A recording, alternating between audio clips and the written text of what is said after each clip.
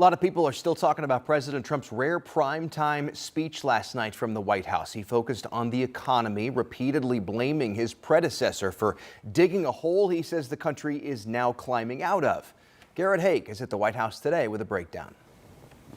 President Trump addressing the nation from the White House, boasting about what he views as his administration's top achievements so far. After 11 months, our border is secure, inflation is stopped, wages are up, prices are down. Nearly a year into his second term, the president attempting to blame Americans' ongoing economic anxieties on his predecessor, mentioning former President Joe Biden 7 times. 11 months ago, I inherited a mess, and I'm fixing it. In a rapid-fire address, the president ticking off what he called his administration's early victories, beginning on the southern border.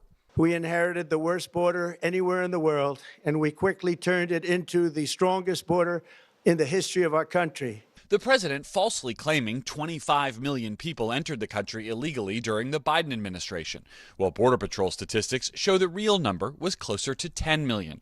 Mr. Trump focused most of his speech on the economy and promising more relief is on the way next year, thanks to his tariff plan and the so-called Big Beautiful Bill. And next spring is projected to be the largest tax refund season of all time. But it comes amid persistent polling showing Americans souring on his handling of cost of living issues.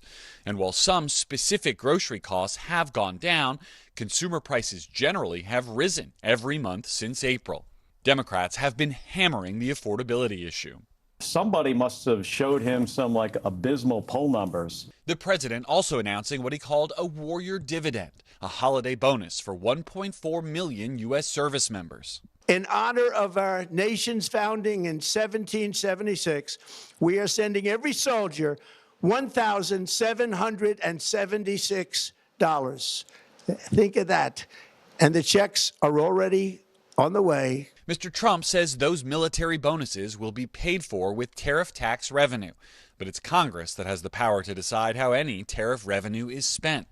The president also touting his administration's targeting of alleged drug boats near Latin America, just hours after the Pentagon announced a new boat strike in the Eastern Pacific on Wednesday. They decimated the bloodthirsty foreign drug cartels. But the president made no mention of a potential military conflict with Venezuela, just one day after announcing a naval blockade of sanctioned Venezuelan oil tankers.